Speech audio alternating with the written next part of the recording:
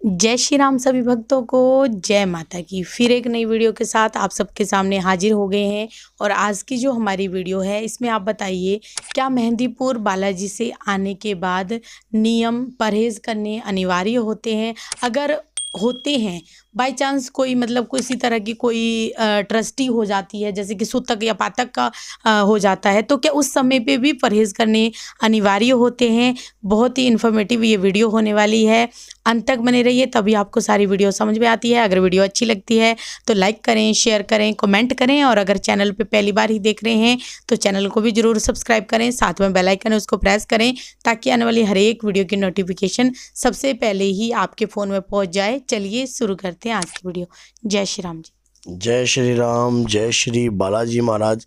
बाबा की असीम कृपा आपके परिवार पर सदैव बनी रहे और मेरी जगत जननी माँ भवानी अम्ब की कृपा आपके घर में अन्नपूर्णा रूप में वास करे। जय माता की।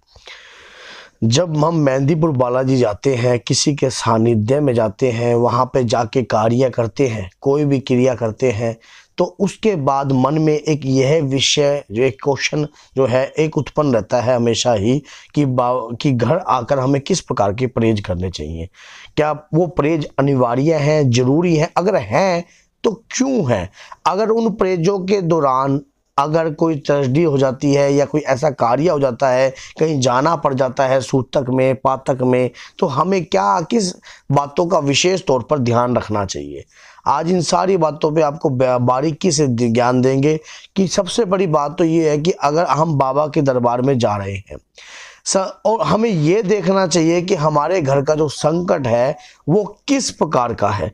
कई बार संकट जो होते हैं बहुत ही ज़्यादा खतरनाक होते हैं घर के अंदर, और उनके जो हम परहेज हम क्यों करते हैं, जिस प्रकार से एक आत्मा दूसरी आत्मा को जन्म देती है, जैसे कि एक लेडीज किसी बच्चे को जन्म देती है तो उसका शरीर जो है एक किस्म का कच्चा होता है, जच्चा के समान होता है।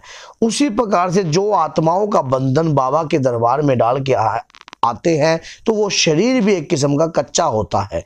तो इसीलिए 41 दिनों का जो परहेज होता है इसी दौरान करवाया जाता है, ताकि उस शरीर में उन परहेजों में किस प्रकार से जिस प्रकार से मान लो तामसिकता ना बढ़े, शरीर की तामसिकता भी ना बढ़े और शरीर में बहुत से प्रकार के विकार उत्पन्न ना हो, किसी चीज को आने का मौका ना हो, शरीर की विचारधाराएं जो है, क्योंकि हम जैसा अन्न ग्रहण करते हैं तो उससे भी प्रभाव बॉडी के ऊपर पड़ने लग जाता है, तो उससे खिंचाव रहता है शरीर के ऊपर, शरीर के साथ अटैचमेंट रहती है।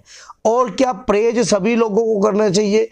अधिकतर सभी लोगों को परहेज इसलिए करवाया जाता है क्योंकि सामने वाला जो व्यक्ति है उसका भी मन स्थिर रहे और मन में पूर्ण रूप से विश्वास रहे और बाबा के प्रति वो पूर्ण रूप से जो कार्य नियम प्रणाली वो जो अपना रहा है उसे करता रहे, उसका मन विचलित ना हो। दूसरा व्यक्ति अगर उसके सामने कोई ऐसी प्रकार की चीजें खाएगा तो उसमें क्या होगा, वो रोगी व्यक्ति जो है उसका भी मन जो है ललचाएगा। अगर मन ललचा गया तो समझ लो शरीर के अंदर वही विकारता उत्पन्न हो गई। इसी प्रकार से जो परहेज है रखा जाता है।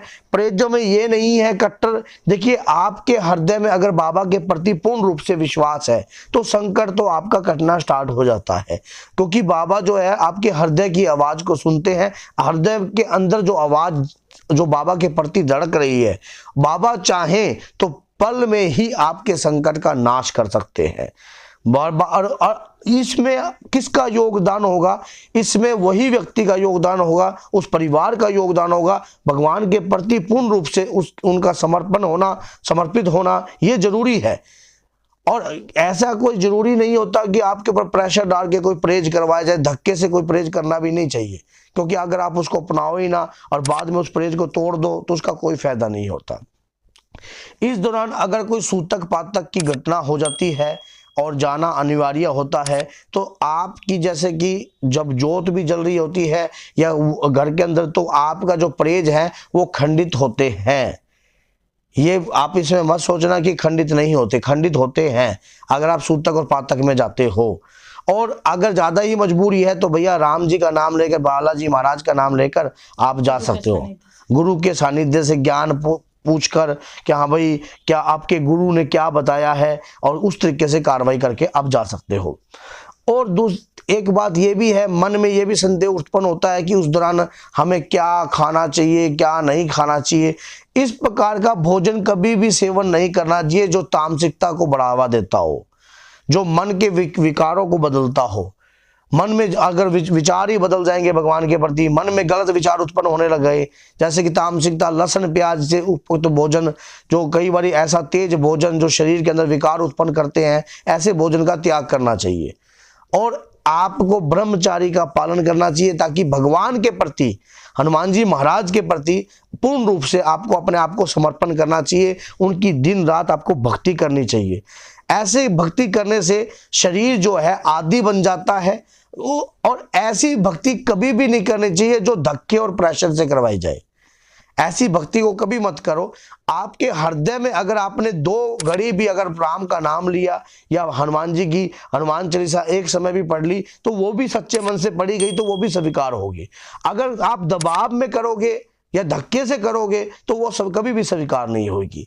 उससे क्या होगा, बल्कि आपके अंदर एक विकार उत्पन्न हो जाएगा, यार मैंने तो बोझ लगने लग जाएगा। परहेज जो है आपको इतने इसलिए रखे जाते हैं ताकि जो चीज का बंधन वहां पर डला हुआ है उसका खिंचाव आपके साथ ना रहे, उसका आपके ऊपर प्रेशर ना रहे।